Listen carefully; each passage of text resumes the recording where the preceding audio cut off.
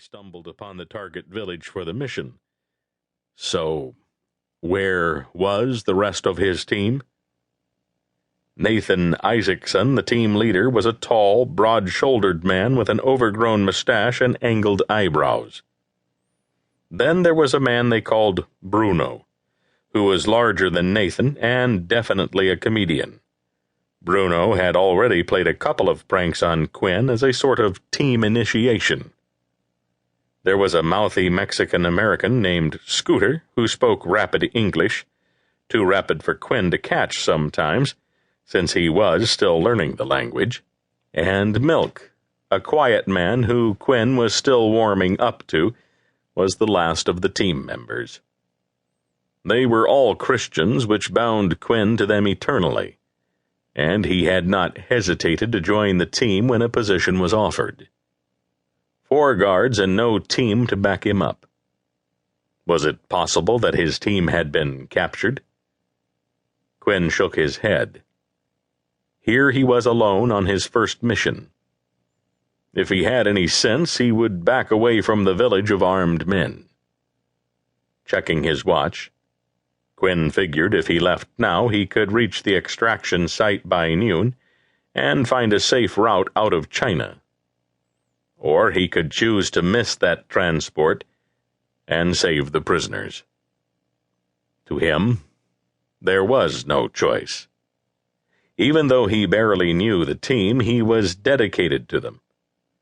Such was his grasp of Christian brotherhood, a love he had certainly never experienced as an officer in the Communist Party. He could not run away. He could not ignore the need before him, even to save his own life. Whether his team had been arrested or not, he had arrived at the point of operation, to free the prisoners before they were executed. The 4 masked guards were guarding someone, and common sense told Quinn that someone needed rescuing. Bowing his head, Quinn prayed that God would protect him. He could not leave the captives or his team behind, and though he was terribly outnumbered, Quinn's Bible boasted of a God whose work was not restrained by numbers.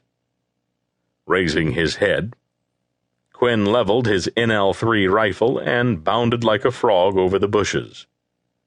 5 times he clicked the tranquilizer gun, spitting pellets at the nearest guard. A Chinese SKS assault rifle thundered at Quinn, but he advanced stoically toward the central hut. As if an angel of God stood with an invisible shield and stopped every bullet, muzzles that were aimed directly at him did not tear him to shreds with their deadly rounds, though he was dismayed that his tranquilizer pellets had no effect on the masked men either. Even more disconcerting, Quinn's NL3 gun was nearly out of pellets. At a firing rate of 600 cycles per minute, his 500-pellet canister was depleting quickly, especially as he was firing on fully automatic.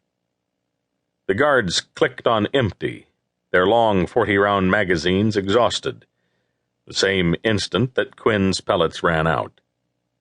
Quinn stared at the guards, and they, behind their masks, seemed to stare back at him. How was the toxin not affecting them?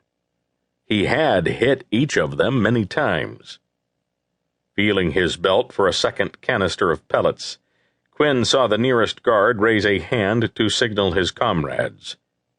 As if the situation was not strange enough, did the enemy now want to talk?